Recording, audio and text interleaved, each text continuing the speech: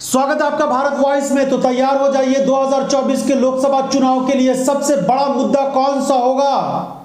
Electoral bond versus Modi की guarantee. जी हां, विपक्ष को एक बड़ा मुद्दा मिला है और सच में ये एक इतना बड़ा घोटाला है कि अगर कांग्रेस की सरकार होती केंद्र में या फिर कोई दूसरी सरकार होती तो आज कम से कम वो सरकार या तो गिर जाती या प्रधानमंत्री को इस्तीफा देना होता या पूरे देश में इतना हंगामा होता कि हर तरफ यही चर्चा हो रही होती। ये जानकारी से बिल्कुल साफ हो जाता है कि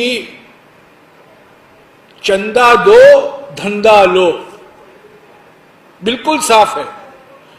जो कंपनियों को कॉन्ट्रैक्ट मिले हैं उन्होंने भारी मात्रा में इलेक्टोरल बॉन्ड खरीदा है। इलेक्टोरल बॉन्ड को लेकर कोई विशेष चर्चा नहीं, कोई डिबेट नहीं।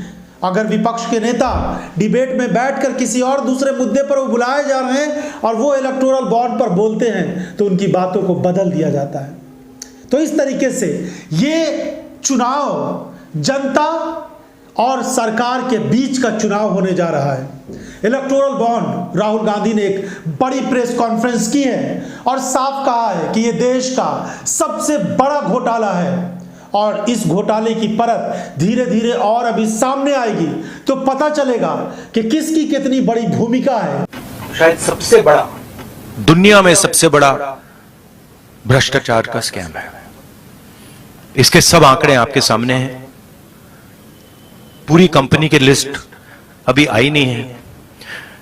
इसमें शेल कंपनीज हैं, इसमें सीबीआई ईडी से प्रेशर डाल के पैसा लिया जा रहा है, डेट्स हैं, कंपनी पर केस लगता है, उसी के थोड़े दिन बाद बीजेपी को पैसा मिलता है,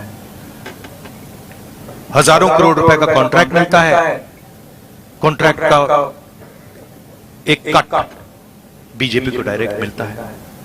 लेकिन सीधे तौर पर विपक्ष के नेता प्रधानमंत्री नरेंद्र मोदी को इसके लिए दोषी करार दे रहे हैं। जिस तरह से सरकारी एजेंसियों, सरकारी संस्थाओं को सरकार ने कमजोर किया और अपने लिए प्रयोग किया, यह चिंता का विषय विपक्ष के नेताओं के सामने है। और अब चुनाव में यही सबसे बड़ा मुद्दा बनने जा रहा है कि कैसे इलेक्टोरल बॉन्ड यानी चुनावी चंदे में बड़ा घोटाला किया और खुद को फायदा पहुंचाने के लिए, अपनी पार्टी को फायदा पहुंचाने के लिए किस तरह से गड़बड़ी की गई और पारदर्शिता नाम की कोई चीज नहीं थी। सुप्रीम कोर्ट की तरफ से इस पूरे मामले में जो भी एक्शन लिया गया है उसकी प्रशंसा हर तरफ की जा रही है। विपक्ष के नेता इसको लेकर खुश हैं कि सुप्रीम कोर्ट की वजह से ही ये पूरा मामला सामने आया है और अब सरकार बुरी तरह से बैकफुट पर आ गई। जो बात इलेक्टोरल बॉन्ड की आई है, इलेक्टोरल बॉन्ड काले धन को सफेद करने की भाजपा की गारंटी है। इलेक्टोरल बॉन्ड को लेकर के बहुत चर्चा हुई है और उसको कभी कभी ये कहा जाता है कि चंदा है, लेकिन भाजपा की सरकार में ये चंदा नहीं है, ये वसूली है। जिन्होंने केंद्र सरकार की agency ED, income tax, CBI के डर से इलेक्टोरल बॉन्ड्स दिए, दरअसल वो वसूली है। सही मायनों में चंदा तो उन्हीं को मिला है जिनकी सरकार नहीं है।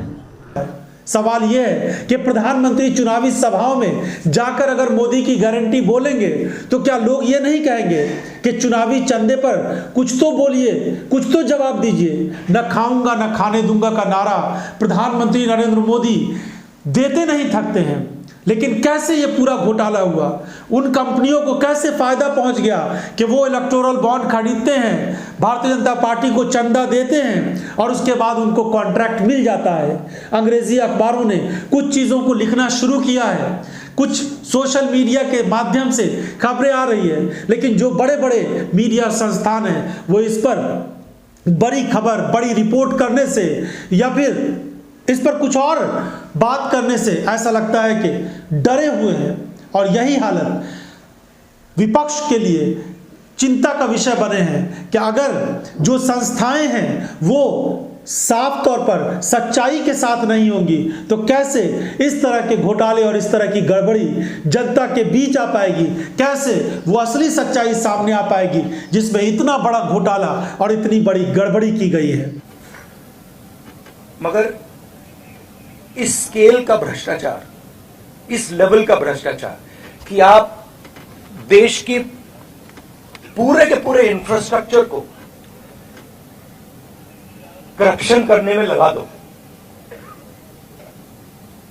सीबीआई को, ईडी को, इनकम टैक्स डिपार्टमेंट को, इन्वेस्टिगेटिव सारी के सारी का रोल आप करप्शन बना दो।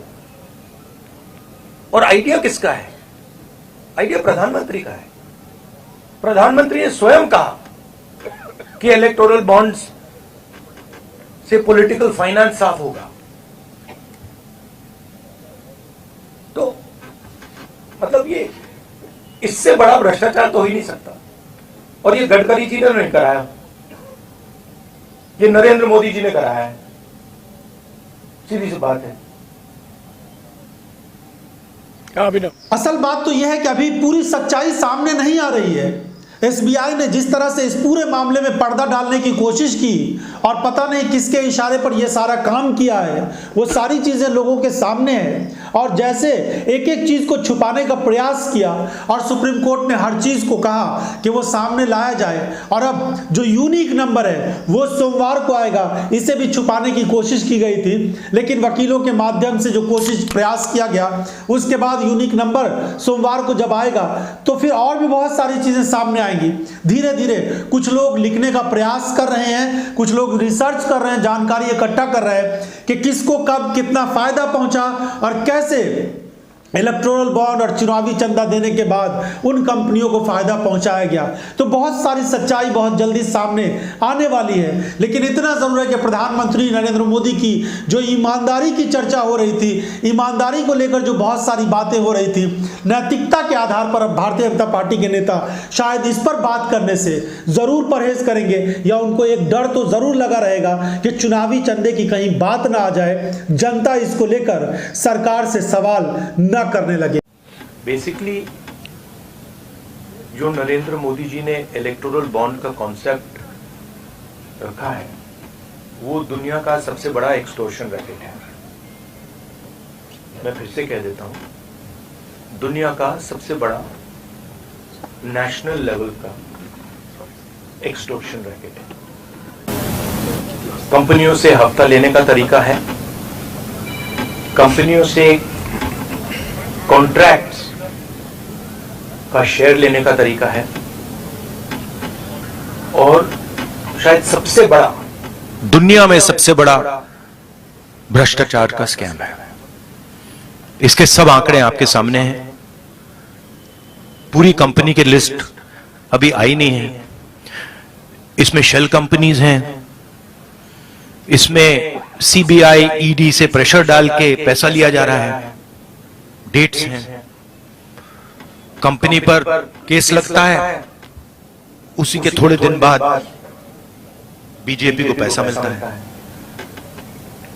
हजारों करोड़ रुपए का कॉन्ट्रैक्ट मिलता है, कॉन्ट्रैक्ट का एक कट बीजेपी को डायरेक्ट मिलता है।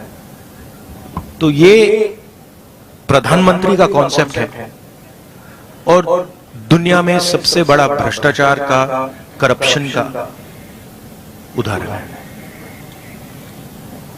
अंग्रेजी में बोलूं या some years back Prime Minister came up with a concept which he claimed was designed to clean Indian political finance, and at the heart of the concept was the idea of the electoral bond, the ability for corporates to give electoral bonds anonymously. The question is that none of the opposition parties have access to contracts at the national level. None of the opposition parties are giving highway contracts, are giving defense contracts to these people. Okay? So none of the opposition parties are controlling the CBI. None of the opposition parties are putting Pegasus on people's phones. None of the opposition parties are controlling the income tax department. None of the opposition parties are controlling the extortion directorate. These are all controlled directly by the BJP and by the Prime Minister of India. And what we are seeing is criminal extortion from corporate India. Every single corporate knows this. They are scared, they are pressured, but this is what is going on. The question here is not opposition. The question here is that months after a contract is given, the corporate is suddenly giving electoral bonds to the BJP.